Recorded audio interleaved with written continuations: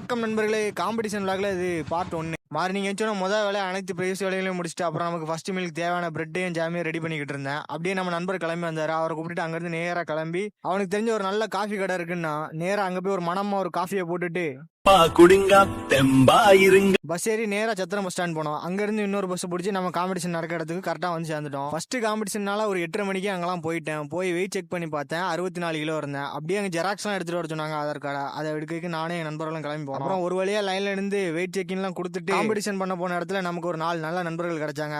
அவங்க கூட போய் அப்படியே தோசையை சாப்பிட்டு நேரா காம்படிஷன் நடக்கிற இடத்துக்கு அப்படியே கொஞ்ச நேரம் தூக்கத்தை போட்டுட்டு எஞ்சி வார்ம் பண்ண ஆரம்பிச்சிட்டேன். வார்ம் பண்ணி முடிச்சுட்டு என்னடா சவுண்ட் இருக்குன்னு போய் பார்த்தா நம்ம செந்தூர் பாண்டியன் வந்திருந்தாரு. அண்ணன் முதல் காலில் 195 கிலோ அசால்ட்டா பறக்க விட்டாரு. அண்ணனோட பாடி வெயிட்டை கேட்டா ஷாக் ஆயிருவீங்க. 56 கிலோ தான் இருக்காரு. ஆனா மஜாவா 195 கிலோ ஃபர்ஸ்ட் அட்டம்ல தூக்கிட்டாரு. அப்புறம் அவரை பார்த்து ஒரு வீடியோ எடுத்துட்டு